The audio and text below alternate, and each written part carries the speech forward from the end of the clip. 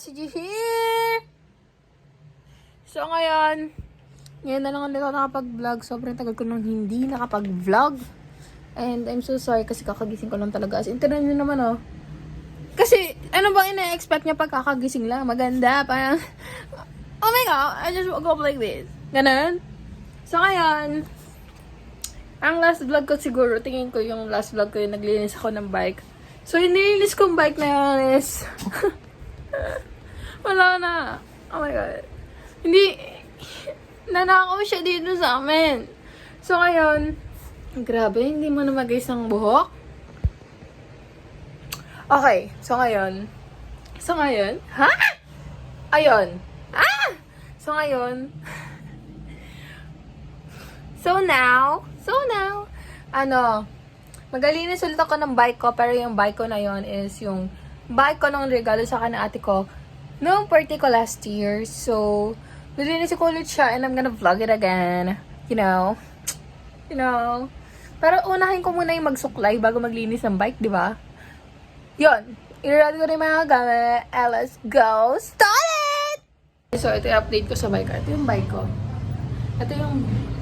So, kung titingnan nyo, magkaiba siya dun sa... sa isa kong bike na nanakaw. Pero maganda rin to. Fixie rin siya. As always naman. Fixie ako. Grabe yung mukha ko ngayon. Huwag nyo nang pansinin.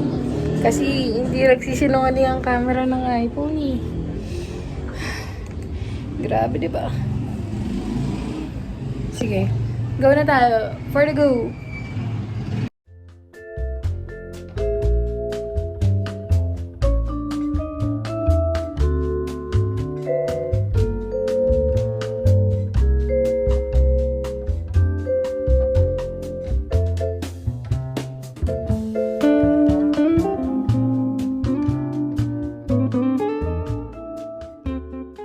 Guys, so tapos na malinis yung bike ko.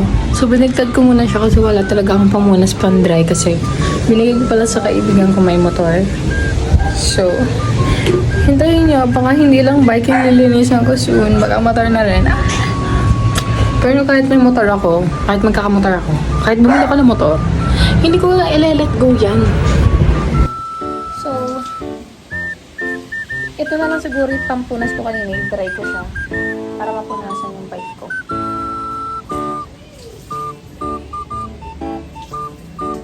Grabe.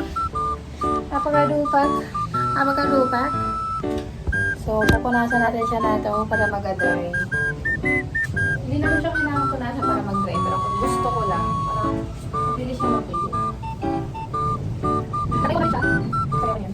Take ko lang.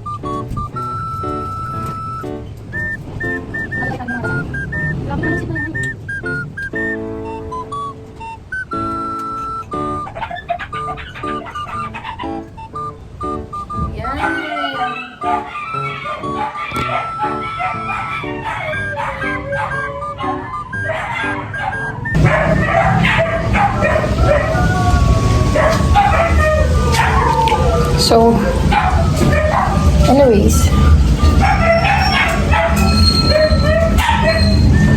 ano yung aso? Ba't gumaganon? Ginagawa na sa aso. Yung kuhaan ko, nakita ko siya. Basta may mga scratch. Dahil sa putang ng pusa to. Tapos yung handle grip ko, may white something. Feeling ko ayun yung nagpintura kami, tapos ginamit ko yung bike ko. Tapos ito pa, meron na siyang tape kasi yung handle grip ko is hindi na siya may stable. At ayoko pa magpalit kasi ayoko pa mag-upgrade dito.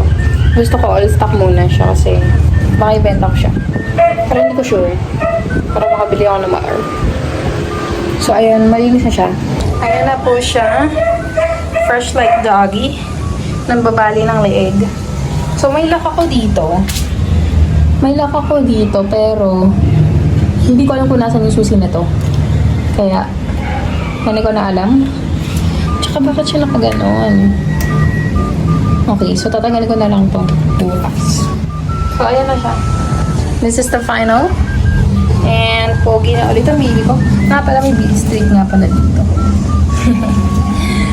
Motor na medyo bike. Ano daw? Pero yan, ito yung sinasabi kong parang Scratch from the cat. Grabe naman ang pusa na yan. Ano ba? Kasi, ano yung pusa namin dito. Kaya ganun. So, yan. Medyo nakangalawang na to. Kasi, hindi ko na siya ginagamit. Tsaka nauulanan din siya dito kasi open yung dito namin eh. Pati panlinis ko. So, ayan. Carry na this. Goodbye. Thank you for watching.